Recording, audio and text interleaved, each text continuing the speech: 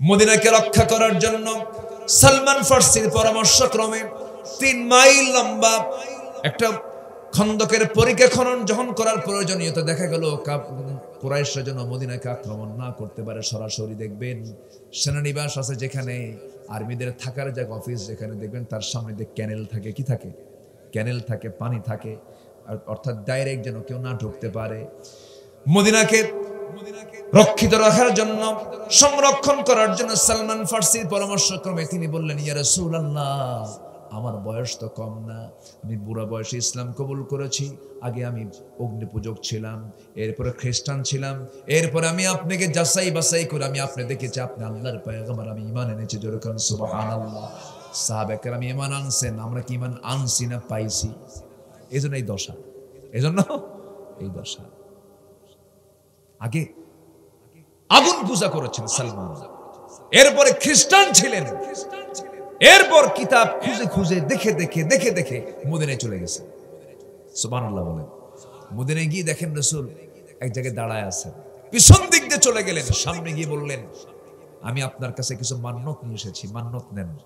কি মান্নত? আল্লাহর পয়গম্বররা খায় না, আমি আপনাকে কিছু হাদিয়া দেব। হ্যাঁ, তুমি হাদিয়া দিতে পারো, গিফট করতে পারো, আমি এটা নেব। প্রমাণ হয়ে গেল। এরপর সালমান ফার্সি বললেন, দয়া করে যদি আপনার পিঠের চাদরটা যদি একটু টান দিতেন। আমার নবীজি বুঝতে পারলেন এই আল্লাহর গোলাম আমার পিঠের মাঝখানের নবুয়তের সিল মোহরটা সে দেখে আমাকে প্রমাণ করতে চায় আমি আল্লাহর পয়গম্বর। আমার নবীজি তার পিঠ থেকে কাপড় চাদরটা টান দিলেন, নবুয়তের সিল মোহর মাঝখানে কালো একটা চিহ্ন, দুই পিঠের ঠিক মাঝখান বরাবর কালো চিহ্নটা দেখেই দৌড় মেরে গিয়া তার সেই কালো চিহ্নের উপরে তার ঠোঁটটা লাগায় দিলেন, চুম্বন করে বলছেন, আমাকে আর দেরি করাবেন না, এই দিনের অপেক্ষায় ছিলাম আমি, বছরের পর বছর আপনি আমাকে পড়ায় দেন লা ইলাহা ইল্লাল্লাহ। সেই সালমান ফার্সি বললেন, ইয়া রাসূলুল্লাহ, পরীক্ষা খনন করতে হবে। আমার নবীজি পরীক্ষা খনন করতে নিয়া আমার নবীজি 3 দিন 4 দিন পর্যন্ত না খাওয়া ছিলেন। না খাওয়ার কারণে আমার নবীজি কোদাল মারতে পারছেন না, কষ্ট হচ্ছে। কোদাল মারবেন কেমনে? ক্ষুধার যন্ত্রণা সহ্য করতে না পেরে জুব্বার নিচে, কাপড়ের নিচে তিনি পাথর বেঁধেছেন। এই পাথর বাঁধার দৃশ্যটা সাহাবায়ে কেরাম অনেকেই দেখে নাই, খেয়াল করে নাই, কিন্তু একজন সাহাবীর চোখে ধরা পড়েছে। রাসূলকে তিনি খুব ভালোবাসতেন, কাছ থেকে দেখেছেন। আমার নবীজির কাছে গিয়ে বলে, হুজুর, আপনার ওই দৃশ্য আমার খুব খারাপ লাগে। কি? আপনি পেটে পাথর বেঁধেছেন?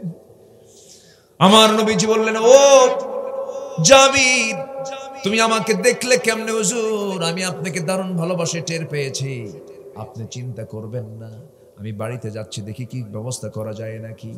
বাড়িতে গিয়ে বউকে ডাক দে, বলে, বউ, আমার ছোট্ট একটা ছাগল আছে, জবাহ করে দেই, রান্না বান্না করো, রাসূলকে দাওয়াত খাওয়াবো। সাইয়েদনা জাবের এই কথা বলেন, স্ত্রী বলছে, স্বামী আমার, ছোট্ট ছাগল যেহেতু, আপনি রাসূলকে যখন দাওয়াত দিতে যাবেন কানে কানে বলবেন, জোরে বলবেন না, যেন রাসূল আসতে একাকী যেন চলে আসেন, 2 একজনকে সাথে নিয়ে যেন চলে আসতে পারেন। আচ্ছা ঠিক আছে। জাবির যেন আস্তে করে গিয়া নবীর কানে কানে বলছে, হুজুর, আমার ছোট্ট খেদমত আমি আপনার করতে চাই, আমার বাড়িতে আপনি তাশরিফ আনবেন, আপনি আমার জন্য এতটুকু করবেন, আমি আপনাকে দাওয়াত খাওয়াতে চাই। আমার একটা ছোট্ট ছাগল আছে, জবাহ করে রেখেছি, আমার বউ রান্না বান্না করছে, আপনি চলেন, আপনাকে যেতে হবে। আমার নবীজি চরম আনন্দিত হলেন, চরম খুশি হলেন, আস্তে করে দাঁড়ায় হাতটা উঁচু করে বলছেন, ও খন্দক যুদ্ধের সমস্ত সেনারা, আমার সাহাবীরা, তোমরা কি জানো জাবির আমাদেরকে দাওয়াত দিছে?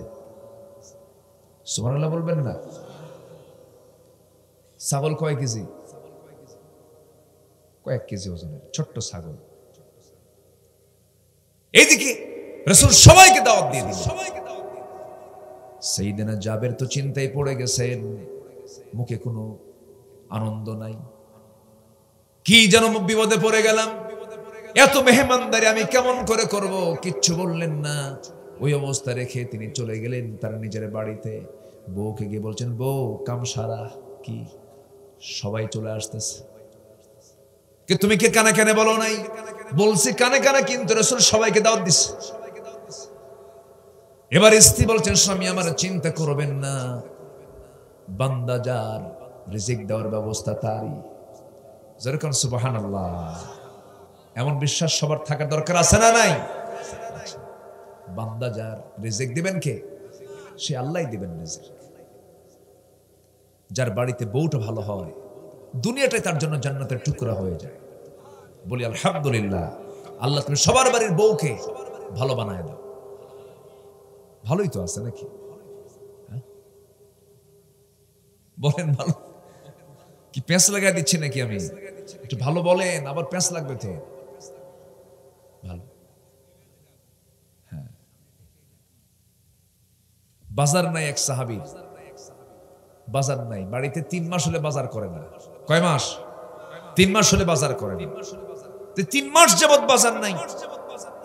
সেই সাহাবীর বউ বলতেছে, শোনেন, আপনার কাছ থেকে কিছু কয়েন জমা করে করে, কিছু কয়েন বুঝতেছেন তো, ওই যে পয়সা জমা করে করে এই যে টাকা কিছু জমা এসছে, আজকে তৃপ্তি ভরে বাচ্চাদের নিয়ে খাবো, আপনি বাজার করে আনেন। গেছে বাজারে, পড়ে গেছে জোহরের আজান, নামাজে গেছেন, নামাজের পর রাসূলের বয়ান শুরু হয়ে গেছে, আসর হয়ে গেছে, আসরের পর আবার বয়ান, মাগরিব হয়ে গেছে, মাগরিব পরে বয়ান, আবার এশা হয়ে গেছে, বাজারের ব্যাগ ফাঁকা। এশার নামাজ পড়ার সময় নামাজ শেষে রাসূল সাহাবী চলে আসবেন। রাসূল বললেন, সাহাবী এদিকে আসো। তালহা তার নাম। আমার একটা মেহমান আছে, সবাইকে 3-4 জন করে দিচ্ছে, সব নিয়ে চলে গেছে। এই সাহাবীর মেহমানদারি তোমাকে করতে হবে, যাও। এদিকে বাজার নাই, শূন্য। বাজারের ব্যাগ নিয়ে সাথে একটা মেহমান নিয়ে দরজায় যে ডাকতেছে, বউ দরজা খুলো। বাজার করার সময় পায়নি, মেহমান নিয়ে আসছে। এই পরিবেশ যদি আপনি করেন তাহলে কি হতে পারে বলেন তো? বলেন তো কি করবেন? আল্লাহু আকবার। তালহা বলেন, শোনো, আমি বাজার করতে পারিনি তো, উপরন্ত মেহমান নিয়ে আসে, রাসূল পাঠায় দিয়েছে, আমি কি করা যায়? স্ত্রী বলছেন, চিন্তা করবেন না, বান্দা যার রিজিকের দায়িত্ব তার। মেহমানকে বসায় দেন, বসান। সে কপালওয়ালা মানুষ যার বউটা ভালো। আলহামদুলিল্লাহ বলেন, জোরে বলে আলহামদুলিল্লাহ। এই যুবকরা বিয়ে করবে না? কিচ্ছু কয় না। কি দেখে বিয়ে করবে? লিপস্টিক দিকে? সাবধান, পরামর্শ আজকে নিয়ে যাও, কাজে লাগবে। ভুল কখনো করবে না। সাইয়েদনা তালহা বউয়ের সামনে দাঁড়ালেন। বউ বলছেন, আমার স্বামী মেহমানকে বসায় দিয়েছেন, বেশি দেরি করা যাবে না, রাত হয়ে যাচ্ছে, ফজর নামাজটা পড়তে হবে। ওই যে একটা দেখতেছে তুষের বস্তা, কিসের বস্তা বলেন? তুষের বস্তা। তুষের বস্তা আস্তে করে আমাকে নিচে পড়ায় দেন, নিচে নামায় দেন। এই যে তুষের বস্তাটা আমার সামনে নামায় দিলাম, আমি এটা চালবো, আমি চালনা দিয়ে চালবো। চালনা দিয়ে চালতে চালতে ওই তুষের বস্তা থেকে, তুষ থেকে কিছু জব বের হয়েছে, খুদ যাকে বলে খুদ। কিছু খুদ জমা করেছেন, পিষে পিষে আটা বানাইছেন, মোটে দুইটা আটা বানায়, আটার রুটি বানায়া স্বামীকে ডাক দিয়ে বলছে, স্বামী আমার এই 2টা রুটি দিয়ে আসবেন, দেরি করবেন না, নচেত আপনাকে আবার খেতে হবে একটা রুটি, মেহমানের পেট ভরবে না। 2টা রুটি দিয়ে সেই দরজা লাগায় যে আমরা লাইটটা বন্ধ করে আমরা খাইছি এরকম একটা ভাব বুঝাবো, আমরা ঘুমিয়ে পড়বো। 2টা রুটি খাওয়া দিয়া দুজন অনাহারে থেকে গোটা রাত চলে গেছে। মেহমান কিনে ফজর নামাজ পড়ার জন্য মসজিদে চলে গেছেন। নামাজ শেষ, সবাই চলে যাচ্ছে, পিছন থেকে রাসূল ডাক দিচ্ছেন, তালহা এই দিকে আয় রে। সঙ্গে সঙ্গে সাহাবী নবীর সামনে দাঁড়ায় বলে, হুজুর, মেহমানের সঙ্গে আমি ভালো আচরণ করতে পারি নাই, মনে হয় কোনো একটা কিছু ঘটে গেছে, আপনি আমারে মাফ করে দেন। রাসূল বলছেন, ও সাহাবী রে, গত রাত্রে তুমি এবং তোমার স্ত্রী মেহমানের সঙ্গে যে আচরণটা করেছো, আর শাজিম খুশি হয়ে গেছে। জোরে কান সুবহানাল্লাহ। আমার ভাইয়েরা, আমার বন্ধুগণ, কথায় তো কথা আসে, এই দুনিয়া থেকে আমিও যাব, আপনিও যাবেন, আমরা সবাই চাবো জান্নাতে যেতে গিয়ে, জান্নাতে যাওয়ার সময় আমরা বউকে সাথে নিয়ে যাব। কি আস্তে কোন কেন? বাড়ির বউকে বলবেন, বউ আমার পর্দা করো, জান্নাতে একসঙ্গে থাকবো। মেয়েকে বলবেন, মেয়ে আমার পর্দা কর, একই ছাদের নিচে থাকি, তোকে নিয়ে আমিও জান্নাতে থাকতে চাই, আমরা একসঙ্গে জান্নাতের মধ্যে থাকবো। ছেলেকে ডাক দিয়ে বলেন, ছেলে আমার শোন, এই দুনিয়াতে একসঙ্গে বাপ বেটার সম্পর্ক, এই সম্পর্ক যেন আখিরাতেও নষ্ট না হয়, এক জান্নাতে আমরা জান্নাতেও থাকবো। জোরে কোন সুবহানাল্লাহ, জোরে কোন সুবহানাল্লাহ। আমার বন্ধুগণ, দুঃখ লাগে, ভালো বন্ধু আমরা নির্বাচন করতে পারি না। যার একটা ভালো বন্ধু আছে সে বড় ভাগ্যবান, যার একটা আল্লাহওয়ালা বন্ধু আছে সে বড় ভাগ্যবান। এই জন্য বলছি, একটা ভালো বন্ধু কিয়ামতের দিনেও কাজে লাগবে। সুবহানাল্লাহ, কিয়ামতের দিনেও কাজে লাগবে। যে সমস্ত বান্দাগুলো জান্নাত পেয়ে যাবে, আল্লাহ এই সমস্ত বান্দাগুলোকে ডাক দিয়ে বলবেন, বান্দারে, এই জাগতিক জীবনে চলতে গিয়ে তোর যে বন্ধু বান্ধব গুলো ছিল তাদের কথা মনে আছে নাকি? হ্যাঁ মনে আছে আল্লাহ। আজকে তোকে শুধু জান্নাত দেব না, যা তুই মনে মনে করে তোর বন্ধুদেরকে খুঁজে বের কর, তারা সহ তুই জান্নাতে চলে যা। চোর না কিন্তু, চোর বন্ধু না। আমার বন্ধুগণ, এই জন্য আপনার পরিবেশ, আপনার চালচলন, আপনার স্বভাব সুন্দর করে সেটআপ দিতে হবে, সাজিয়ে নিতে হবে। আপনার বন্ধুটা কে হবে এটাও আপনি মাথায় নিবেন। খারাপ কোনো জনকে আপনি বন্ধু বানাতে পারেন না। আপনি বিড়ি খান না, বিড়িখোরও যদি বন্ধু হয় আপনাকে গাঁজা খাওয়া শেখাবে। আমি কি ভুল বলতেছি? ভুল বলতেছি আপনাকে? এই জন্য নেক বন্ধু তালাশ করবেন, ভালো বন্ধু তালাশ করবেন, কাজে লাগবে। এই দুনিয়ার সম্পর্ক যার সঙ্গে গড়বো আমরা, একমাত্র গড়বো হলো আখিরাতের জন্য, পরকালের জন্য আমরা সম্পর্ক গড়বো। আমার বন্ধুগণ, জান্নাতের মধ্যেও কিন্তু হাট বসবে।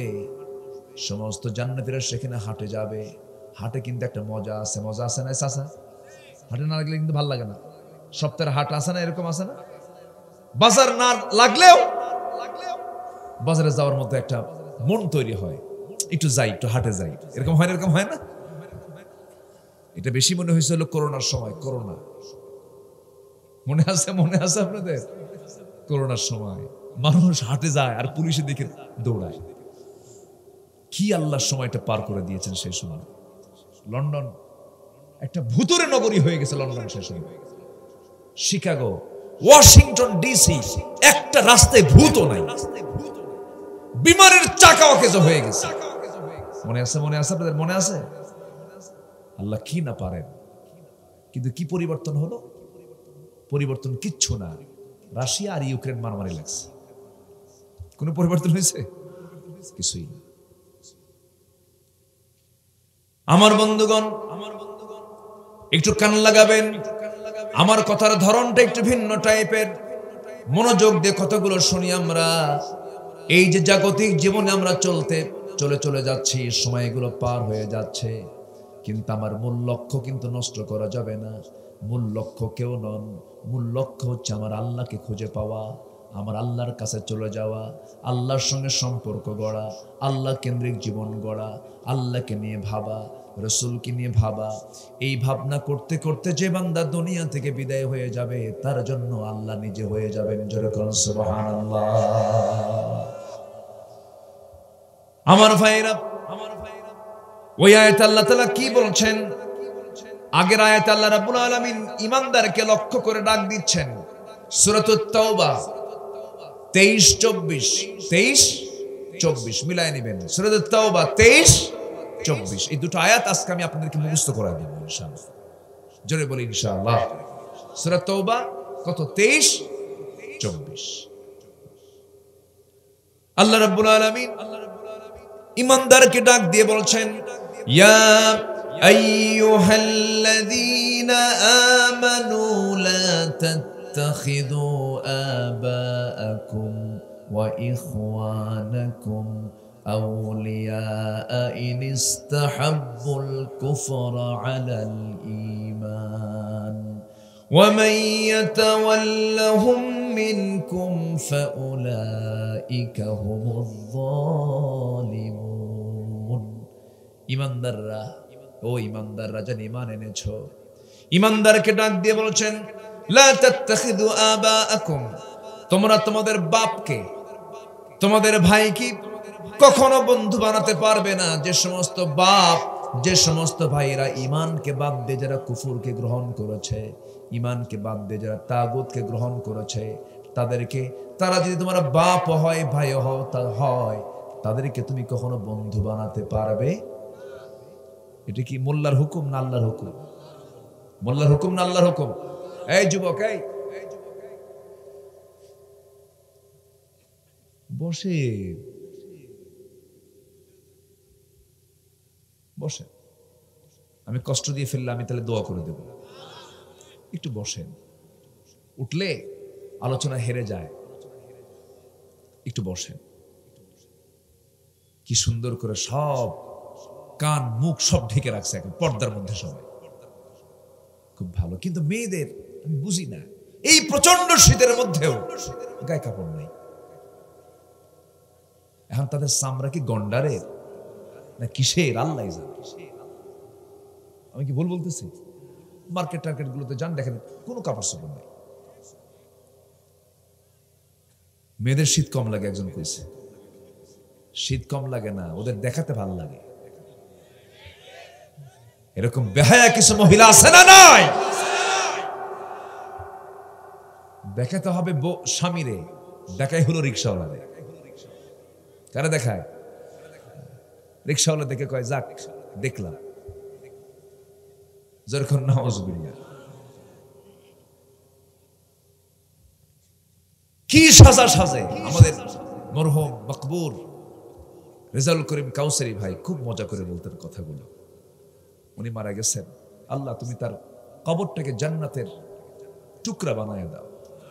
ওনার মাদ্রাসা বামন গ্রাম, আমাকে নিজে দাওয়াত দিয়ে আমাকে নিয়ে চলে গেছেন। খুব ভালোবাসতেন আমাকে, খুব মহব্বত করতেন। আসতেছি আর মনে হচ্ছে তার কথা। আছে কোনো কিছু? আছে কিচ্ছু নাই। কত রাজা মহারাজা সব হেরে গেল, কেউ থাকে না। কিন্তু আমি ঠিকই খুঁজে পাবো আমার কাকে। কাকে খুঁজে পাবো? কোথায় দৌড়াই, কোথায় প্রেম লাগাই, কোথায় মোহাব্বত লাগাই। যুবকরা গার্লস স্কুল পাইলে পরে অস্থির, স্কুলের সামনে যে ইতিমের মতো বসে থাকে, মানে মাও নাই বাপও নাই, কি যে হয়েছে আল্লাহ আছে না। মেয়ে চলে যায় গেট থেকে বের হয়ে, ছেলেও তার পিছে পিছে যায়। মেয়ে কিছু কয় না, ছেলে কয় একটাবার তাকাও, একটাবার তাকাও, দেখো না তিনটা রাত থাকবে। আল্লাহর মোহাব্বত থাকবে। আমি শুনেছি আজকে অনেক মা বোন মাহফিল আসছেন। মা, শুধু আমি আপনাকে একটা আমল দেব, শিখে নেন, বুঝে নেন, মেনে নেন। সেটা হলো এই দুনিয়াতে আপনি, আল্লাহ তাআলা আপনার যে রূপগত সৌন্দর্য দিয়েছেন, পুরুষ জাতি কিন্তু কেমন জাতি আমি একটু কথা বলে ফেলি। একজন বড় সাহাবী ছিলেন, বড় একজন মুহাদ্দিস ছিলেন, খুব জ্ঞানী সাহাবী, কোরআন দিয়ে সারা জীবন কথা বলেছেন। আব্দুল্লাহ ইবনে মাসউদ রাদিয়াল্লাহু তাআলা আনহু তিনি বলেন, শোনো, এই দুনিয়ার সমস্ত সম্পদ যদি তোমরা আমার হাতের মুঠে আমানত স্বরূপ দিয়ে যাও, চুল পরিমাণ আমি বিশ্বাস রাখি, আমার ঈমানের উপরে বিশ্বাস রেখে বলছি, এই সমস্ত সম্পদগুলো আমি আমানত হিসেবে গ্রহণ করব, আবার ফেরত দেব, আমার এই গ্যারান্টি আছে। কিন্তু একটা কুশ্রী বিশ্রী কালো কুচকুচি কোন নারী যদি আমার হাতে দিয়ে যাও, আমি এটার নিরাপত্তা দিতে, নিশ্চয়তা দিতে পারবো না। একজন কত দামি একজন সাহাবীর মতো সাহাবী যদি এমন মন্তব্য করেন, পুরুষরা কোন জাত মা বুঝে নেন। কি কথা কি বুঝতেছেন আপনারা? কত পীরের পীরত্ব চলে যায়, কত বুজুর্গের বুজুর্গ চলে যায়। সেজন্য আমার মা, আপনার সৌন্দর্যকে আপনার জন্য এক নাম্বার ঢাকতে হবে। এই পৃথিবীতে যত দামি সম্পদ আছে, ঝিনুক, সমুদ্রের তলদেশে থাকি, ঝিনুকের পেটে মুক্তা থাকে, মুক্তা থাকে ঝিনুকের পেটে, পর্দার মধ্যে থাকে। দামি দামি যত জিনিস আপনি দেখবেন সব পর্দার মধ্যে থাকে। দামি দামি ফলমূলগুলো আল্লাহ তাআলা পর্দার মধ্যে রেখে দিয়েছেন। আপনি লিচু খাবেন, সুন্দর প্যাকেট। আপনি আম খাবেন, সুন্দর প্যাকেট। এই প্যাকেটটা খুলে নিয়ে যদি কোনো ফল বিক্রেতা যদি আম বেচতে নিয়ে বসে, কাস্টমার আসবে না, পায়খানার মাছি আসবে, কেউ টাকা দিয়ে কিনবে না, খাবে না। তেমনি মা, আপনি যখন বাইরে বের হবেন, এই পৃথিবীর সবচেয়ে দামি সম্পদ হচ্ছে না আপনি আপনার মাথা থেকে পা পর্যন্ত আপনার ঢেকে বের হতে হবে। যে পুরুষ বলে মেয়েদের মাথার চুলে কোনো আকর্ষণ নাই, ওর পুরুষত্বের সমস্যা। যে মেয়ের কথার মধ্যে আকর্ষণ নাই, যে পুরুষ বলে তার পুরুষত্বের মধ্যে সমস্যা আছে। একটা নারীর মাথার চুল থেকে শুরু করে নিয়ে পার গোড়ালি পর্যন্ত এমন কোন অঙ্গ নাই যে অঙ্গটা পুরুষের জন্য আকর্ষণ করে দেন নাই। এই আকর্ষণটা করে দিয়েছেন তিনি আমার কে। স্বামী তার স্ত্রীর দিকে তাকাবি, বিশাল সওয়াব আল্লাহ রাব্বুল আলামিন তার আমলনামায় দিয়ে দিবেন। কোন স্ত্রী যদি স্বামীর দিকে তাকায়, একটা মুস্কি হাসি মারে, আল্লাহ তাআলা তাকে নফল নামাজের সওয়াব দিয়ে দেন। জোরে বলুন সুবহানাল্লাহ। কোন স্ত্রী যদি সকালবেলা স্বামীকে অসন্তুষ্ট করে, সন্ধ্যা পর্যন্ত ফেরেশতারা তার জন্য লানত করে। জোরে বলুন নাউযুবিল্লাহ। কোন স্ত্রী যদি স্বামীর ব্যাপারে খারাপ বলে, কোন স্ত্রী যদি স্বামীর ব্যাপারে যদি বলে খারাপ, চরিত্রহীন, বাস্তব যদি হয়ে যায়, আল্লাহ তখন ওই বান্দাকে খারাপই বলবেন। এই জন্য স্বামীর কাছে স্ত্রী ভালো হওয়া দরকার, স্ত্রীর কাছে স্বামী ভালো হওয়া দরকার। রাসূল বলেছেন, তোমরা যারা তোমাদের স্ত্রীর কাছে ভালো, ওই বান্দা আল্লাহর কাছে ভালো। তোমরা যারা মহিলা সাহাবী স্বামীর কাছে ভালো, সেই বান্দি আল্লাহর কাছে ভালো। এই জন্য আপনার স্বামীর সামনে আপনি ওপেন হয়ে যান, কোনো সমস্যা নাই।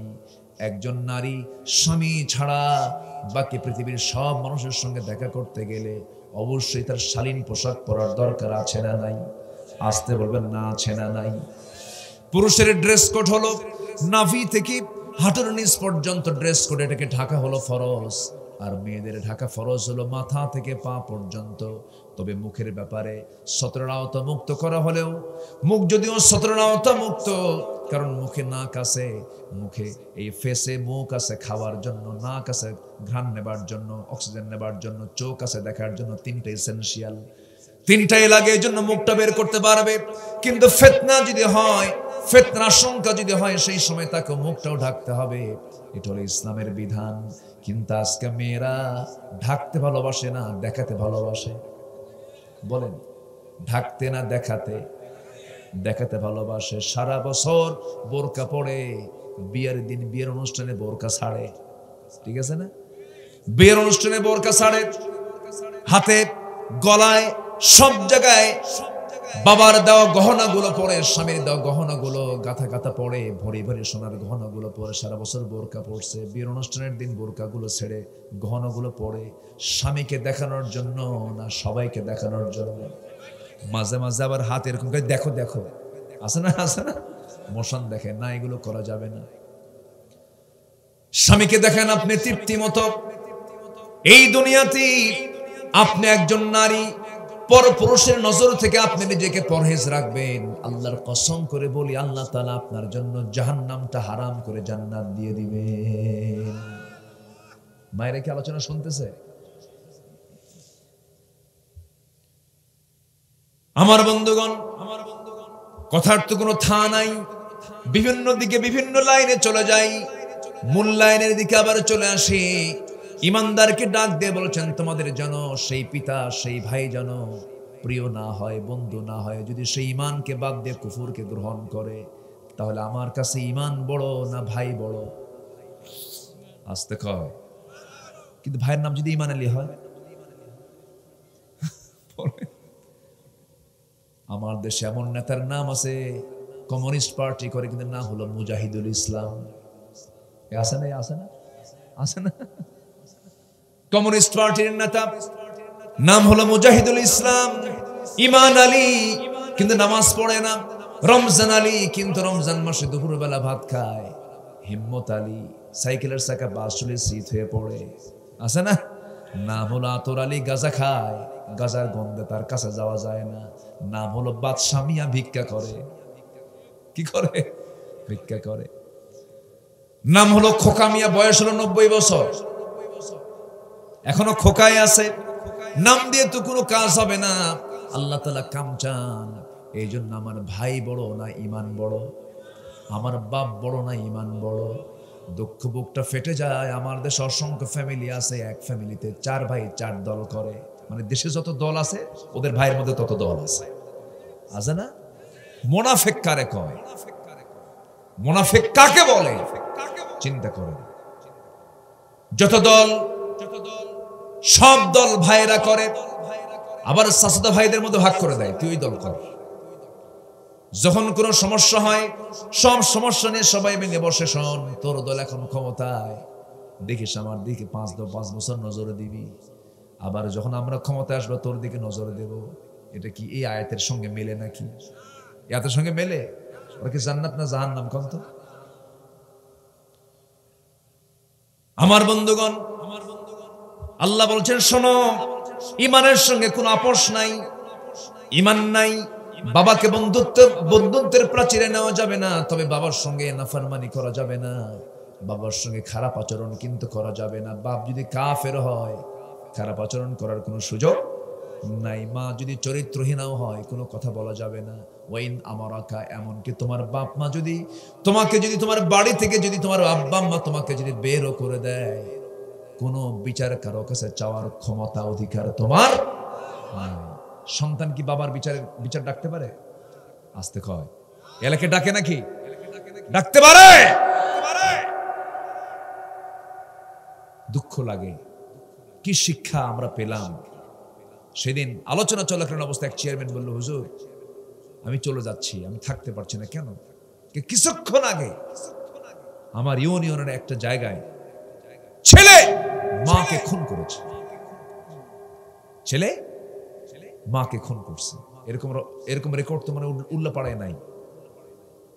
আছে আছে, উল্লাপাড়া কেন, সব পাড়াই আছে, সারা বাংলাদেশে আছে কম বেশি। মাকে ভাত দেয় না, মার দিকে তাকায় না। আছে আছে নাকি? বিয়ার আগে ভালোই থাকে, বিয়ার আগে ভালোই থাকে, বিয়ার পরে বলেন মা বড় না বউ বড়? মাহফিলে মা বড় আর বাড়িতে বউ বড়। এটা কম। হুজুর মাহফিলে আসছে, এখন মা বড়, বাড়িতে বউ বড়। আমার ভাইয়েরা, আমার বন্ধুগণ, এই যে মোহাব্বত, এই যে ভালোবাসা, সব হতে হবে আল্লাহর জন্য। কার জন্য? আল্লাহর জন্য হলে সব ঠিক হয়ে যাবে, কোনো সমস্যা হবে না। তখন আপনার ভালোবাসার একটা ব্যালেন্স থাকবে, মোহাব্বতের একটা ব্যালেন্স থাকবে। মাকে মার লেভেলে রাখবেন, ছেলেকে ছেলের লেভেলে রাখবেন, মেয়েকে মেয়ের লেভেলে রাখবেন, এরপর বোনকে বোনের জায়গায় রাখবেন, ভাইকে ভাইয়ের জায়গায় রাখবেন, কোনো সমস্যা হবে না। আল্লাহ তাআলা সবগুলো নামই ধরেছেন এখানে, ছেলে, বাপ, ভাই, স্ত্রী সব ধরেছেন। দেখেন আয়াতগুলো আমি মিলাই দিচ্ছি। আমার ভাইয়েরা, আমি যে কোরআন থেকে কথা বলছি, রাগ করতেছেন না তো আপনারা? আমি কিন্তু আয়াতের বাইরে যাচ্ছি না। আমার ভাইয়েরা, এখন আল্লাহ রাব্বুল আলামিন বলছেন, যদি তোমরা মাইয়াতাওয়াল্লাহুম মিনকুম, তোমরা যদি ওই বাপ ওই ভাইকে যদি ঈমান থেকে বের হওয়ার পর যদি তোমরা বন্ধু বানাও, আল্লাহ বলছেন এই সমস্ত বান্দা হলো জালিম। এই বান্দাগুলো কি? জালিম। জালিমরা কি জান্নাত পাবে না কোথায় যাবে? জাহান্নামে যাবে। ফাউলাইকুমুয যালিমুন, এরা হলো জালিম।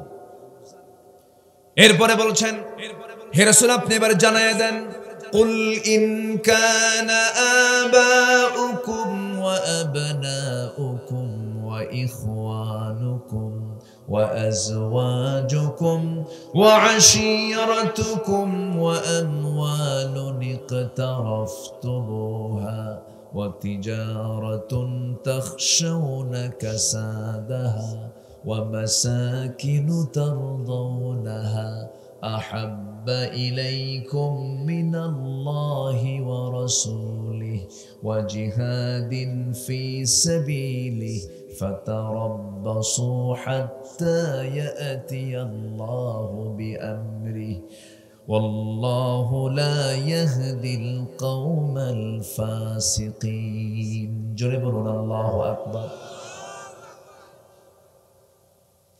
আব্দুল আলিম ভাই না এটা? এই গজাইল থেকে আসছেন আপনি? এত গজাইল কত দূর এখান থেকে? 6 কিলোমিটার। আমি কিন্তু এলাকার বহু আসছি তো, অনেক মানুষকে চিনি আমি। যে আমি ভাবতেছি এই লোক এখানে কেন? আলহামদুলিল্লাহ, এত দূর থেকে আসছেন, বলি আলহামদুলিল্লাহ বলেন।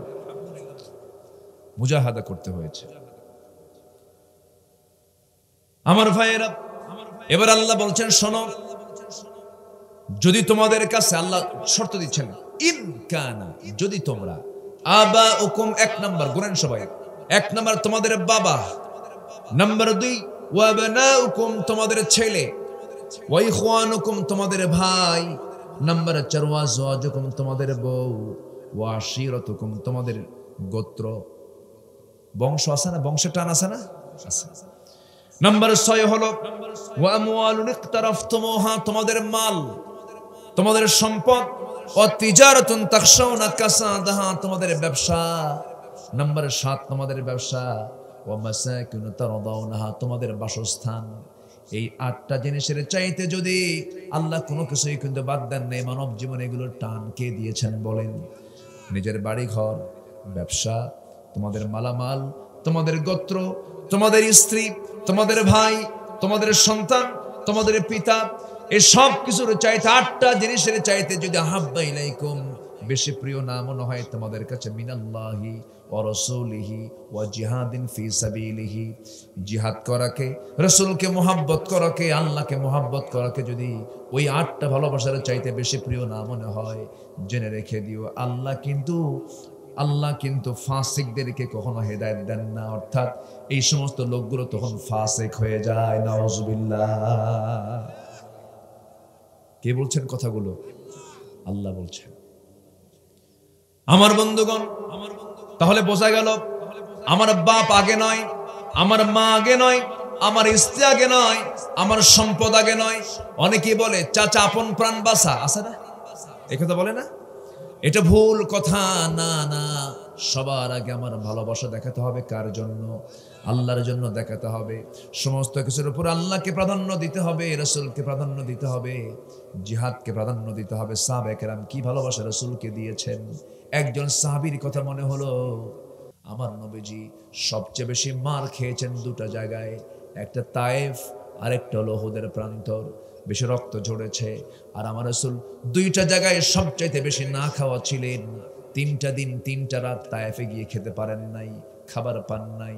আর আরেকটা জায়গা হলো বদর উহুদ পাড়ি দিয়ে যখন খন্দকের সময় চলে এলো, মদিনাকে রক্ষা করার জন্য সালমান ফার্সির পরামর্শক্রমে 3 মাইল লম্বা একটা খন্দকের পরিখা খনন যখন করার প্রয়োজনীয়তা দেখা গেল, কুরাইশরা যেন মদিনাকে আক্রমণ না করতে পারে সরাসরি। দেখবেন সেনানিবাস আছে যেখানে, আর্মিদের থাকার জায়গা, অফিস যেখানে, দেখবেন তার সামনে দিয়ে ক্যানেল থাকে। কি থাকে? ক্যানেল থাকে, পানি থাকে, অর্থাৎ ডাইরেক্ট যেন কেউ না ঢুকতে পারে। মদিনাকে রক্ষিত রাখার জন্য, সংরক্ষণ করার জন্য সালমান ফার্সির পরামর্শক্রমে তিনি বললেন, ইয়া রাসূলুল্লাহ, আমার বয়স তো কম না, আমি বুড়া বয়সে ইসলাম কবুল করেছি। আগে আমি অগ্নি পূজক ছিলাম, এরপরে খ্রিস্টান ছিলাম, এরপরে আমি আপনাকে যাচাই বাছাই করে আমি আপনি দেখেছি আপনি আল্লাহর পয়গম্বর, আমি ঈমান এনেছি। জোরে বলুন সুবহানাল্লাহ। সাহাবায়ে কেরাম ঈমান আনছেন, আমরা কি ঈমান আনছি না পাইছি? এজন্য এই দশা, এজন্য এই দশা। আগে আগুন পূজা করেছেন সালমান, এরপরে খ্রিস্টান ছিলেন, এরপর কিতাব খুঁজে খুঁজে দেখে দেখে দেখে দেখে মদিনায় চলে গেছে। সুবহানাল্লাহ বলেন। মদিনায় গিয়ে দেখেন রাসূল এক জায়গায় দাঁড়ায় আছেন, পিছন দিক দিয়ে চলে গেলেন, সামনে গিয়ে বললেন, আমি আপনার কাছে কিছু মান্নত নিয়ে এসেছি, মান্নত নেন। কি মান্নত? আল্লাহর পয়গম্বররা খায় না, আমি আপনাকে কিছু হাদিয়া দেব। হ্যাঁ, তুমি হাদিয়া দিতে পারো, গিফট করতে পারো, আমি এটা নেব।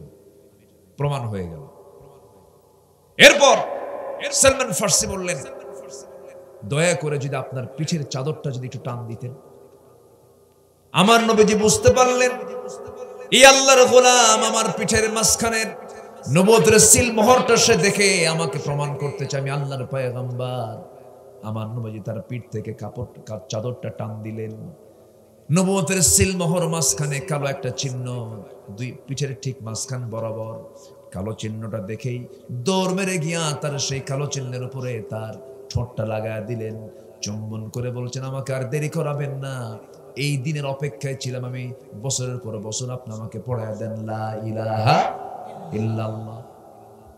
সেই সালমান ফার্সি বললেন ইয়া রাসূলুল্লাহ পরীক্ষা খনন করতে হবে। আমার নবীজি পরীক্ষা খনন করতে নিয়া আমার নবীজি 3 দিন 4 দিন পর্যন্ত না খাওয়া ছিলেন। না খাওয়ার কারণে আমার নবীজি কোদাল মারতে পারছেন না, কষ্ট হচ্ছে, কোদাল মারবেন কেমনে, ক্ষুধার যন্ত্রণা সহ্য করতে না পেরে জুব্বার নিচে কাপড়ের নিচে তিনি পাথর বেঁধেছেন। এই পাথর বাঁধার দৃশ্যটা সাহাবেকেরা অনেকেই দেখে নাই, খেয়াল করে নাই, কিন্তু একজন সাহাবীর চোখে ধরা পড়েছে, রাসূলকে তিনি খুব ভালোবাসতেন, কাছ থেকে দেখেছেন। আমার নবীজির কাছে গিয়ে বলে হুজুর আপনার ওই দৃশ্য আমার খুব খারাপ লাগে, কি আপনি পেটে পাথর বেঁধেছেন? আমার নবীজি বললেন ও জাবির তুমি আমাকে দেখলে কেমনে হুজুর? আমি আপনাকে দারুণ ভালোবাসে টের পেয়েছি, আপনি চিন্তা করবেন না, আমি বাড়িতে যাচ্ছি, দেখি কি ব্যবস্থা করা যায় নাকি। বাড়িতে গিয়ে বউকে ডাক দে, বলে বউ আমার ছোট্ট একটা ছাগল আছে, জবাহ করে দেই, রান্না বান্না করো, রাসূলকে দাওয়াত খাওয়াবো। সাইয়েদনা জাবের এই কথা বলেন, স্ত্রী বলছে স্বামী আমার ছোট্ট ছাগল যেহেতু, আপনি রাসূলকে যখন দাওয়াত দিতে যাবেন কানে কানে বলবেন, জোরে বলবেন না, যেন রাসূল আসতে একাকী যেন চলে আসেন, দুই একজনকে সাথে নিয়ে যেন চলে আসতে পারেন। আচ্ছা ঠিক আছে। জাবির যেন আস্তে করে গিয়া নবীর কানে কানে বলছে হুজুর আমার ছোট্ট খেদমত আমি আপনার করতে চাই, আমার বাড়িতে আপনি তাশরিফ আনবেন, আপনি আমার জন্য এতটুকু করবেন, আমি আপনাকে দাওয়াত খাওয়াতে চাই, আমার একটা ছোট্ট ছাগল আছে জবাহ করে রেখেছি, আমার বউ রান্না বান্না করছে, আপনি চলেন, আপনাকে যেতে হবে। আমার নবীজি চরম আনন্দিত হলেন, চরম খুশি হলেন, আস্তে করে দাঁড়ায় হাতটা উঁচু করে বলছেন ও খন্দক যুদ্ধের সমস্ত সেনারা, আমার সাহাবীরা তোমরা কি জানো জাবির আমাদেরকে দাওয়াত দিছে? সুবহানাল্লাহ বলবেন না? ছাগল কয় কেজি? কয়েক কেজি ওজনের ছোট্ট ছাগল। এইদিকে রাসূল সবাইকে দাওয়াত দিয়ে দিলেন। সাইয়েদনা জাবের তো চিন্তায় পড়ে গেছেন, মুখে কোনো আনন্দ নাই, কি যেন বিপদে পড়ে গেলাম, এত মেহমানদারি আমি কেমন করে করব, কিচ্ছু বললেন না। ওই অবস্থা রেখে তিনি চলে গেলেন তার নিজের বাড়িতে। বউকে গিয়ে বলছেন বউ কাম সারা, কি সবাই চলে আসতেছে, কি তুমি কি কানে কানে বলো নাই? বলছি কানে কানে, কিন্তু রাসূল সবাইকে দাওয়াত দিচ্ছে। এবার স্ত্রী বলছেন স্বামী আমার চিন্তা করবেন না, বান্দা যার রিজিক দেওয়ার ব্যবস্থা তারই। যেরকম সুবহানাল্লাহ, এমন বিশ্বাস সবার থাকার দরকার আছে না নাই? বান্দা যার রিজিক দিবেন কে? সে আল্লাহই দিবেন রিজিক। যার বাড়িতে বউটা ভালো হয় দুনিয়াটাই তার জন্য জান্নাতের টুকরা হয়ে যায়। বলি আলহামদুলিল্লাহ, আল্লাহ তুমি সবার বাড়ির বউকে ভালো বানায় দাও। ভালোই তো আছে নাকি? বলেন ভালো কি পেঁচ লাগাই দিচ্ছি নাকি আমি? একটু ভালো বলেন, আবার পেঁচ লাগবে তো। ভালো, হ্যাঁ। বাজার নাই এক সাহাবী, বাজার নাই বাড়িতে, 3 মাস হলে বাজার করে না। কয় মাস? 3 মাস হলে বাজার করে না। 3 মাস যাবত বাজার নাই। সেই সাহাবীর বউ বলতেছে শোনেন, আপনার কাছ থেকে কিছু কয়েন জমা করে করে, কিছু কয়েন বুঝতেছেন তো, ওই যে পয়সা জমা করে করে এই যে টাকা কিছু জমা এসছে, আজকে তৃপ্তি ভরে বাচ্চাদের নিয়ে খাবো, আপনি বাজার করে আনেন। গেছে বাজারে, পড়ে গেছে জোহরের আজান, নামাজে গেছেন, নামাজের পর রাসূলের বয়ান শুরু হয়ে গেছে, আসর হয়ে গেছে, আসরের পর আবার বয়ান, মাগরিব হয়ে গেছে, মাগরিব পরে বয়ান, আবার এশা হয়ে গেছে, বাজারের ব্যাগ ফাঁকা। এশার নামাজ পড়ার সময় নামাজ শেষে রাসূল সাহাবী চলে আসবেন। রাসূল বললেন সাহাবী এদিকে আসো, তালহা তার নাম, আমার একটা মেহমান আছে, সবাইকে 3-4 জন করে দিচ্ছে, সব নিয়ে চলে গেছে, এই সাহাবীর মেহমানদারি তোমাকে করতে হবে, যাও। এদিকে বাজার নাই, শূন্য, বাজারের ব্যাগ নিয়ে সাথে একটা মেহমান নিয়ে দরজায় যে ডাকতেছে, বউ দরজা খুলো। বাজার করার সময় পাইনি, মেহমান নিয়ে আসছে। এই পরিবেশ যদি আপনি করেন তাহলে কি হতে পারে বলেন তো? বলেন তো কি করবেন? আল্লাহু আকবার। তালহা বলেন, শোনো আমি বাজার করতে পারিনি তো, উপরন্ত মেহমান নিয়ে আসে, রাসূল পাঠায় দিয়েছে, আমি কি করা যায়? স্ত্রী বলছেন, চিন্তা করবেন না, বান্দা যার রিজিকের দায়িত্ব তার। মেহমানকে বসায় দেন, বসান। সে কপালওয়ালা মানুষ যার বউটা ভালো, আলহামদুলিল্লাহ বলেন, জোরে বলে আলহামদুলিল্লাহ। এই যুবকরা বিয়ে করবে না, কিচ্ছু কয় না। কি দেখে বিয়ে করবে? লিপস্টিক দিকে? সাবধান, পরামর্শ আজকে নিয়ে যাও, কাজে লাগবে, ভুল কখনো করবে না। সাইয়েদনা তালহা বউয়ের সামনে দাঁড়ালেন, বউ বলছেন, আমার স্বামী মেহমানকে বসায় দিয়েছেন, বেশি দেরি করা যাবে না, রাত হয়ে যাচ্ছে, ফজর নামাজটা পড়তে হবে। ওই যে একটা দেখতেছে তুষের বস্তা, কিসের বস্তা বলেন? তুষের বস্তা। তুষের বস্তা আস্তে করে আমাকে নিচে পড়ায় দেন, নিচে নামায় দেন। এই যে তুষের বস্তাটা আমার সামনে নামায় দিলাম, আমি এটা চালবো, আমি চালনা দিয়ে চালবো। চালনা দিয়ে চালতে চালতে ওই তুষের বস্তা থেকে, তুষ থেকে কিছু জব বের হয়েছে, খুদ যাকে বলে খুদ, কিছু খুদ জমা করেছেন, পিষে পিষে আটা বানাইছেন, মোটে দুইটা আটা বানায়, আটার রুটি বানায়া স্বামীকে ডাক দিয়ে বলছে, স্বামী আমার এই 2টা রুটি দিয়ে আসবেন, দেরি করবেন না, নচেত আপনাকে আবার খেতে হবে একটা রুটি, মেহমানের পেট ভরবে না। 2টা রুটি দিয়ে সেই দরজা লাগায় যে আমরা লাইটটা বন্ধ করে আমরা খাইছি এরকম একটা ভাব বুঝাবো, আমরা ঘুমিয়ে পড়বো। 2টা রুটি খাওয়া দিয়া দুজন অনাহারে থেকে গোটা রাত চলে গেছে। মেহমান কিনে ফজর নামাজ পড়ার জন্য মসজিদে চলে গেছেন। নামাজ শেষ, সবাই চলে যাচ্ছে, পিছন থেকে রাসূল ডাক দিচ্ছেন, তালহা এই দিকে আয় রে। সঙ্গে সঙ্গে সাহাবী নবীর সামনে দাঁড়ায় বলে, হুজুর মেহমানের সঙ্গে আমি ভালো আচরণ করতে পারি নাই, মনে হয় কোনো একটা কিছু ঘটে গেছে, আপনি আমারে মাফ করে দেন। রাসূল বলছেন, ও সাহাবী রে, গত রাত্রে তুমি এবং তোমার স্ত্রী মেহমানের সঙ্গে যে আচরণটা করেছো, আর শাজিম খুশি হয়ে গেছে। জোরে কান সুবহানাল্লাহ। আমার ভাইয়েরা, আমার বন্ধুগণ, কথায় তো কথা আসে, এই দুনিয়া থেকে আমিও যাব, আপনিও যাবেন, আমরা সবাই চাবো জান্নাতে যেতে গিয়ে, জান্নাতে যাওয়ার সময় আমরা বউকে সাথে নিয়ে যাব। কি আস্তে কোন কেন? বাড়ির বউকে বলবেন, বউ আমার পর্দা করো, জান্নাতে একসঙ্গে থাকবো। মেয়েকে বলবেন, মেয়ে আমার পর্দা কর, একই ছাদের নিচে থাকি, তোকে নিয়ে আমিও জান্নাতে থাকতে চাই, আমরা একসঙ্গে জান্নাতের মধ্যে থাকবো। ছেলেকে ডাক দিয়ে বলেন, ছেলে আমার শোন, এই দুনিয়াতে একসঙ্গে বাপ বেটার সম্পর্ক, এই সম্পর্ক যেন আখিরাতেও নষ্ট না হয়, এক জান্নাতে আমরা জান্নাতেও থাকবো। জোরে কান সুবহানাল্লাহ, জোরে কান সুবহানাল্লাহ। কি কথায় যেন কোথায় আসলাম? হ্যাঁ, জাবির, হ্যাঁ, কি সুন্দর করে মাথায় রাখছে। আমি একটু চেক করতেছি যে আপনাদের মাথা ঠিক আছে কিনা, না ঘুম টুম ধরছে আপনাদের। বলি আলহামদুলিল্লাহ। দুলাল ভাই কি করবো, শেষ করে দেবো? হ্যাঁ, চালাবো চালাবো, জোরে বলি ইনশাআল্লাহ। জাবির, ফজর নামাজ পড়াবো কি? এটা কি জানাজা সহ নাকি?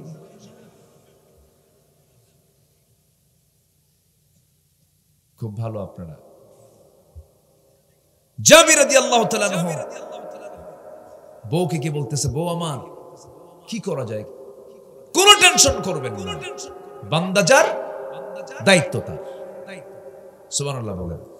এই বিশ্বাস আমরা রাখবো। 16 আনা আল্লাহ আমাকে পাখির মতো রিজিক দিবেন।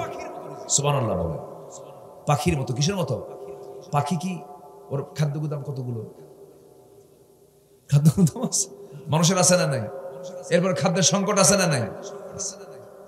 আজ থেকে ঠিক কত বছর? 2008 সাল, 7 সাল, কত বছর হবে?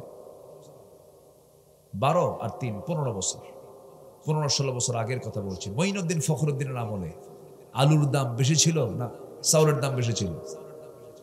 আলুর দাম নাই, বেশি করে আলু খান, বেশি করে আলু খান, ভাতের উপরে চাপ কম।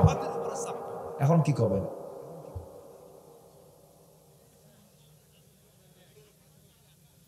হ্যাঁ, এখন না খায়া থাকেন। কি আমরা চোর, আমরা ভালো হতে পারিনি। এদেশের কৃষক দেশকে এগিয়ে নিয়েছে, আলহামদুলিল্লাহ বলেন। এদেশের কৃষকের শ্রমে দেশ টিকে আছে। এদেশের গার্মেন্ট শ্রমিকের শ্রমে এদেশের অর্থ টিকে আছে। প্রবাসী ভাইদের হাড় ভাঙ্গা পরিশ্রমের মধ্য দিয়া যে রেমিটেন্স গুলো আসে, তারা দেশকে এগিয়ে নিয়েছেন। অথচ তারা অশিক্ষিত, প্রবাসী অশিক্ষিত, গার্মেন্ট শ্রমিক অশিক্ষিত, কৃষক অশিক্ষিত। দেশটা ফকির বানাইছে কারা? শিক্ষিত নামের কলম চোরেরা দেশের টাকা বাইরে পাচার করে সব দেশকে শ্মশান বানিয়ে দিয়েছে। সম্মানিত ভাইয়েরা, আমার দেশের কোনো কিছুর সংকট ছিল না, আমার দেশের কোনো কিছুর সংকট নেই। কে বলেছে সংকট? আমার দেশের মাটিকে আমি দেখতে পাই সোনার চেয়েও খাঁটি। যে দেশের মাটিতে সব হয়, সৌদি আরব যাবেন সব কেনা, বিশ্বের অনেক দেশে সব কিনে খায়, কাতার কিনে খায়, কোনো কিছু হয় না সেখানে, আবাদ হয় না। আমার দেশে এমন কিছু নাই কোথাও থেকে লাগবে না, আমার দেশে উৎপাদন হবে, আমার দেশে মানুষ খাবে, মরবে না। কিন্তু এত ক্রাইসিস কেন? এটার মূল কারণ হলো মাছ মারতেছেন জন্মের মতো যমুনা থেকে, কিন্তু মাছ যে পাত্রে রাখতেছেন তার তলাই নাই। কি নাই? তলা নাই, সে তলা আউট। আকলমন্দ ইশারা বা আশাত, সচেতন ব্যক্তির জন্য ইঙ্গিতগুলোই যথেষ্ট, বুঝে নেন। তবে হ্যাঁ, আমরা ওই সমস্ত নেতৃত্ব দেখতে চাই না যে নেতৃত্বের মধ্যে নামাজ নাই। যারা নামাজ পড়ে না তারা তো বড় চোর। যে নেতৃত্বে নামাজ নাই, যে নেতৃত্বে চরিত্র নাই, যে নেতৃত্বে কোরআন নাই, যে নেতৃত্বে আল্লাহ নাই, রাসূল নাই, সেই নেতৃত্বের মুখে আমরা থুতু মারি। রাজি আছেন কারা কারা? হাত উঁচু করে দেখেন মুসলমান।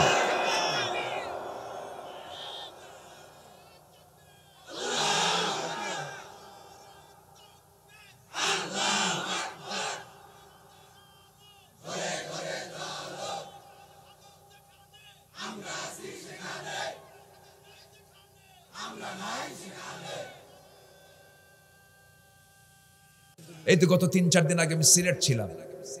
সিলেটের ভাষা তো জটিল, বোঝার কোনো কায়দাই নাই। বহুদিন আগে, আজ থেকে 20 বছর আগে, কোন এক মাহফিলে, সিলেট বড়লেখা মাহফিল, এক মুরব্বী মানুষ, খুব সুন্দর ফর্সা করে মানুষ, মুরব্বী, মারা গেছে মনে হয়, বলতেছে হুজুর শুটকা গু খাবেন না ভেজা গু খাবেন? কন গেছি ক্ষুধার্থ, বিশাল লম্বা জার্নি করিয়া বসবো খাবো, বলে হুজুর শুটকা গু খাবেন না ভিজা গু খাবেন? ভাষা, এক দেশের ভাষা আর এক দেশের হাসা হয়ে যায়। সিরাজগঞ্জ অনেক বরকতি, নদীর তীরে যাদের বাড়ি হয় তাদের দিলটা বড় হয়, আলহামদুলিল্লাহ বলেন। সিরাজগঞ্জ কোন নদীর তীরে? যমুনার তীরে, আলহামদুলিল্লাহ। তামান নবীজি বললেন ঢাকনা কেউ খুলবা না, আমি ঢাকনায় হাত দেব। ঢাকনায় রাসূল কাউকে হাত দিতে দিলেন না। রাসূল আগে খাননি কখনো, সবসময় তিনি বন্টন করেছেন। যুদ্ধ লাগছে একদিন, খাওয়া দাওয়ার সমস্যা, রান্না বান্না নাই। রাসূল বললেন কি করবা, কে কি করবে বলো? হুজুর আমি এটা কুটবো, এটা আমি রান্না করব, আমি এটা বাজার থেকে আনবো, এটা আমি বাজার থেকে আনবো। কে কোন দায়িত্ব নিছো? দায়িত্ব শেষ। হ্যাঁ, আমার দায়িত্ব দিবা না? হুজুর আপনাকে কি বলা যায়? রাসূল বলেন আমার একটা দায়িত্ব দাও, আমাকে স্বতন্ত্র করো কেন? আমাকে দায়িত্ব দাও হলো আমি স্বেচ্ছায় দায়িত্ব নিচ্ছি, আমি দায়িত্ব নিলাম জ্বালানি সংগ্রহ করবো, আমি কাঠ সংগ্রহ করতে যাচ্ছি। সবচেয়ে কঠিন কাজ কোনটা বলেন? কোনটা সংগ্রহ করা? রাসূল চলে গেছেন কাঠ সংগ্রহ করার জন্য। লাকড়ি সংগ্রহ করার জন্য। আমার রাসূলকে কেউ স্বতন্ত্র করতে পারেনি। রাসূল কখনো ভাব দেখেননি, রাসূল কখনো ভাব দেখেননি। রাসূল বলেছেন আনা বাশারুম মিসলুকুম, আমি তোমার মতোই মানুষ। সুবহানাল্লাহ বলে। কালো বেলাল তাহলে পাত্তা পায়? বেলালটা কি ধলো না কালো? রাজা না গোলাম? রাজা না গোলাম? চাকর, বাপও চাকর, ছেলেও চাকর। রাসূল বেলালকে কাছে টেনে এনে মুয়াজ্জিন বানায় দিলেন। বেলাল আযান দেয়, রাসূল নামাজ পড়ে। জোরে বলে সুবহানাল্লাহ। ইন্না আকরামাকুম ইনদাল্লাহি আতকাকুম। বেলালকে রাসূল খুব ভালোবাসতেন, খুব ভালোবাসতেন। বেলাল যখন আযান দিত রাসূল তার সামনে গিয়ে বসতেন, বলতেন শোনো আমার বেলালকে আযান দেওয়ার সময় আমাকে কখনো দূরে রাখবে না, কারণ বেলাল যদি নামাজের মধ্যে আযানের মধ্যে আমাকে না দেখে দম ফেটে মারাও যেতে পারে। ভালোবাসা। আয়াতের সঙ্গে আর সাহাবীদের মিল আছে না নাই বলেন তো? মিল আছে না নাই? কত স্বপ্ন জীবনে দেখলাম, একটু নিজের বিবেককে প্রশ্ন করে দেখুন তো রাসূলকে স্বপ্নে দেখেছি কিনা। যদি রাসূলকে ভাবি, রাসূলকে নিয়ে যদি চিন্তা ফিকির করি, রাসূলের প্রতি যদি দরুদ পড়ি, অবশ্যই স্বপ্নে রাসূলকে দেখা সম্ভব, সম্ভব, সম্ভব, সম্ভব। আমরা আমল করব, জোরে বলি ইনশাআল্লাহ। আর জোরে বলি ইনশাআল্লাহ। দেখতে চাই না রাসূলকে? যে রাসূলকে স্বপ্ন দেখে সে রাসূল কি দেখে? সে জাহান্নাম পাবে না, সে জান্নাত পাবে। জোরে বলেন সুবহানাল্লাহ। সাইয়েদনা আলী বহুদিন পর স্বপ্নে দেখতেছেন রাসূলকে। সুবহানাল্লাহ বলবেন না? দেখতেছেন আমার রাসূল তার দরজায় দাঁড়ায় গেছে, হাতে একটা ব্যাগ, পাশে বসে বলছে আলী বহুদিন দেখা হয় না তোমার সাথে, এরকম স্বপ্ন আমরা অন্যকে নিয়ে দেখি না। আস্তে করে দেখি না? কত গল্প করি, কত রাজার মেয়েকে ছেলেরা বিয়ে করে বসে থাকে, আছে না? এরকম আছে না? সকালে উঠে দেখে কিচ্ছু নেই। সাইয়েদনা আলী দেখলেন রাসূল তার পাশে বসে আছে, আলী দেখা হয় না, একটু মুখটা ফাঁকা করো তো। মুখ ফাঁকা করলেন, অনেকগুলো খেজুর থেকে একটা খেজুর নিয়ে আলীর মুখে রাসূল উঠায় দিলেন। তিনি স্বপ্নের মধ্যে খেজুরটা মুখের মধ্যে নিয়ে খাওয়া শুরু করলেন। খাওয়ার মধ্যে তার ঘুম ভেঙে গেছে। ঘুম থেকে জাগা পেয়ে দেখেন তার জিহ্বায় তাজা খেজুরের স্বাদ ফুটে উঠছে। চোখের পানি আটকাতে পারলেন না, ওযু বানালেন, নামাজটা পড়লেন, তাহাজ্জুদ পড়লেন। তাহাজ্জুদ তো স্পেশাল বান্দাদের স্পেশাল ইবাদত। 5 ওয়াক্ত নামাজ সবাই পড়বে, কিন্তু তাহাজ্জুদ সবাই পড়তে পারে না স্পেশাল বান্দা ছাড়া। আমরা তাহাজ্জুদটা রেগুলার করব, জোরে বলি ইনশাআল্লাহ। সর্বনিম্ন কয় রাকাত? এই যে সর্বনিম্ন 4 রাকাত। আপনি 8 রাকাত পড়েন, 12 রাকাত পড়েন, রেগুলার করবেন তাহাজ্জুদ। ফজর কখনো কাজা হবে না, রেগুলার করবেন। মাগরিবের সময় 4 রাকাত নামাজ, সুন্নত কখনো বাদ পড়বে না। নফল ইবাদত ফরজ ইবাদতকে মজবুত করে দেয়, নফল নামাজ ফরজ নামাজকে মজবুত করে দেয়। যে বান্দা তাহাজ্জুদ পড়বে সেই বান্দার কি নামাজ কাজা হবে নাকি বলেন? কাজা হবে না, এগুলো আমরা খেয়াল করব, জোরে বলি ইনশাআল্লাহ। সাইয়েদনা আলী চলে গেছেন মসজিদে নামাজ পড়ার জন্য। ইমাম হচ্ছেন সাইয়েদনা ওমর ফারুক, 2 নম্বর খলিফা। নামাজ শেষ হয়ে গেল, সাইয়েদনা ওমর ফারুক উঠে দাঁড়ালেন। একটা খেজুরের বাক্স নিয়ে তিনি নিজেই কাউকে বন্টন করতে না দিয়া সেই খেজুরগুলো বন্টন করছেন নিজ হাতে। সাইয়েদনা আলী প্রথম কাতারে জায়গা পান নাই, দ্বিতীয় কাতারে জায়গা পান নাই, সব মুসল্লি পড়ে গেছে। কিন্তু আজকের দেখবেন মুসল্লি যতই বেশি হোক না কেন সবদের যায় নামাজ সামনেই থাকে। আছে না? আছে না? আছে না? মানে জায়গাও দখল করে, এটা ঠিক না। স্পেশাল করে মসজিদের মধ্যে নির্দিষ্ট করে এই জায়গায় উনি বসবেন এমন নির্দিষ্ট করা উচিত নয়। কারণ জুমার দিন যে বান্দা সবার আগে ঢুকবে আল্লাহ তাকে একটা উট কুরবানির সওয়াব দিয়ে দিবেন। অতএব তার অধিকার পিছনে বসা না সামনে বসা। আল্লাহর কাছে সে ওই দিনে সবচেয়ে দামি, অতএব তার জায়গা হবে একদম সামনে। কি আমার কথা কি বুঝতেছেন আপনারা? কিন্তু আলী এত বড় দামি মানুষ, প্রথম কাতার দ্বিতীয় কাতারে জায়গা পান নাই, 3rd কাতারে মাঝখানে বসে আছে। নামাজ শেষ, খেজুর দিয়ে যাচ্ছেন সাইয়েদনা ওমর ফারুক রাদিয়াল্লাহু তাআলা আনহু। সবাইকে 3টা 4টা করে খেজুর দিলেন। আলীর সামনে আসা মাত্রই অনেকগুলো খেজুর থেকে একটা খেজুর 3 আঙ্গুলে নিলেন, তিন আঙ্গুলে নিয়ে বলছেন আলী মুখটা ফাঁকা করো। মুখটা ফাঁকা করলেন, মুখের মধ্যে তিনি একটা খেজুর দিলেন। এবার সাইয়েদনা আলী বলছেন, ভাই ওমর আরো খেজুরও ছিল, সবাইকে তিনটা চারটা করে দিলেন, আমাকে একটা করে দিলেন কেন? এর কারণটাকে আমাকে খাওয়ায় দিলেন। ওমরে ফারুক কাঁদতে কাঁদতে বলছে, আলী গত রাতে রাসূল যদি তোমাকে একটার বেশি দুইটা খেজুর দিতেন আমি তোমাকে তাই দিতাম। মানে যে স্বপ্ন আলী দেখেছেন সেই স্বপ্ন ওমরও দেখেছেন। জোরে করুন সুবহানাল্লাহ। কি ছিলেন তারা? আমরা চেষ্টা করব, জোরে বলি ইনশাআল্লাহ, আর জোরে বলি ইনশাআল্লাহ। সেই জাবির রাদিয়াল্লাহু তাআলা আনহু রাসূলকে ভিতরে নিয়ে চলে গেলেন, হাড়ির সামনে দাঁড় করায় দিলেন। রাসূল বিসমিল্লাহ বলে শুরু করলেন। 600 জন সাহাবী তৃপ্তি ভরে গোশতও খেলো, রুটিও খেলো। চুল পরিমাণ গোশত রুটি কোনোটাই কমে নাই। জোরে বলে সুবহানাল্লাহ। জাবির রাদিয়াল্লাহু আনহুর বাবা ঋণ করে দুনিয়া থেকে বিদায় নিছে। ঋণদাতারা এসে জাবিরকে চাপ দেয়, জাবির তোমার বাবার ঋণ শোধ করো। নবীর কাছে এসে বলে, হুজুর বাবার ঋণ শোধ করবো কেমন? আমার তো তেমন কিছু নাই, কি করা যায় বলেন? রাসূল বলছেন, তোমার কি আছে? একটা খেজুর বাগান আছে কিন্তু খেজুর নাই। বাগান আছে কিন্তু খেজুর নাই। রাসূল বলেন, ওরে জাবির আমাকে নিয়ে যাও, বাগানে নিয়ে যাও হলো। রাসূল শুধু বাগানের একদিক থেকে হাঁটা শুরু করেছেন, শেষ করেছেন ওই বাগানের একদিক থেকে শুরু করে হাঁটা শুরু করেছেন। বাগানটা তিনি হেঁটে শেষ করলেন। সঙ্গে সঙ্গে পরক্ষণে দেখা গেল এত পরিমাণ খেজুর ধরেছে, পাকা খেজুরগুলো পেরে সমস্ত ঋণ শোধ করার পরও কিছু খেজুর সেখানে রয়ে গেছে।